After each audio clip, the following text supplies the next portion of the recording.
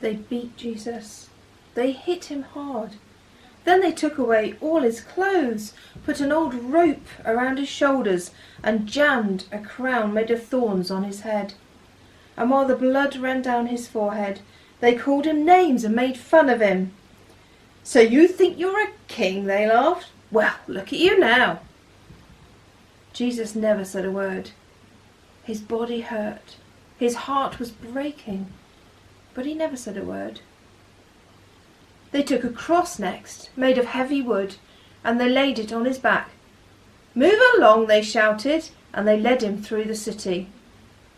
Some people cried when they saw him.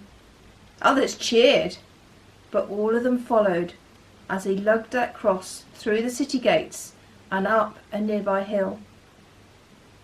When they got to the top, they laid Jesus on the cross and nailed him to it. It hurt so much.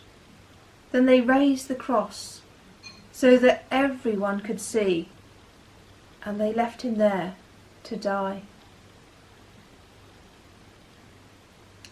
A thief hanging next to him was afraid, but Jesus talked to him and helped him feel better.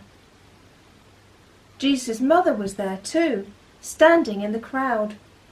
So Jesus called to one of his friends, "Take care of her for me, will you, John? She's your mother now." But most of the faces in the crowd were not so kind. "You saved other people," someone laughed. "So why can't you save yourself?"